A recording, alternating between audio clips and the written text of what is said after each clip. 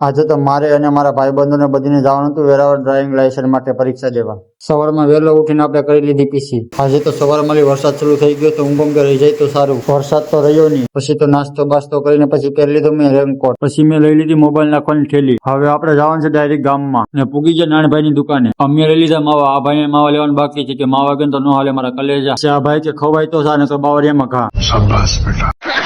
પછી મેં આ ભાઈને કીધું તું આવું બધું કરે તારા ઘરના તને કઈ કહેતા નથી કે હા કેશ ને મને यही कहते कि भाई तू जाके कहीं मर जा.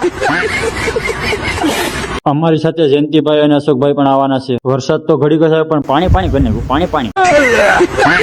પછી આવી ગયું રસ્તામાં હિતરામાનું મંદિર. પછી દર્શન કરીને અમે પછી નાલી નીકળી ગયા. પછી ડાયરેક્ટ પૂગી ગયા આપણે હાઈવે પટ્ટી ઉપર. આ ભાઈને પછી હેલ્મેટ પહેરવાનું છે. હેલ્મેટ પહેરી લઈને અહીંયા ગામનું નામ છે સિલોજ.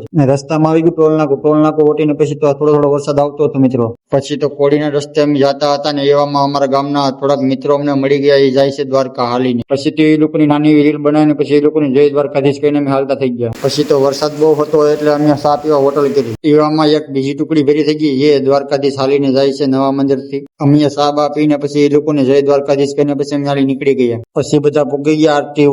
અહીંયા પેલા 100 રૂપિયા આપીને ટ્રેલિંગ લઈ લેવી પડે. અમે બધા મિત્રો 15-16 જણા છે અને વરસાદ બહુ આવે. ટ્રેલિંગ લઈને પછી આરટીઓ ની ઓફિસે પૂગી ગયા બધા. પછી તો વરસાદ બહુ આવતો હતો અને મને લાગતું હતું કે અમારું કામ થાય નહીં. પછી આવી ગયા હોટલમાં જમવા માટે. ખેડામાં ગોરખમઢી ગામ એવું ત્યાં મંગળવાડા દાદાનું મંદિર છે. દર્શન કરીને પછી નાલી પછી નીકળી ગયા. રસ્તામાં હોટલ આવીને બધા મિત્રો ભેગા થઈ ગયા. ચા પાણી પીને પછી નાલી પછી અમે હાલતા થઈ ગયા ને પૂગી ગયા આપણે ઘેર. વિડીયો ગમ્યો હોય તો લાઈક ફોલો કરતા મિત્રો. તમને ફિશિંગ ના બ્લોગ જોવા ગમતા હોય તો આપણી યુટ્યુબ ની ચેનલ ઇન્સ્ટાગ્રામ ની બાયોમાં છે, ફોલો કરો.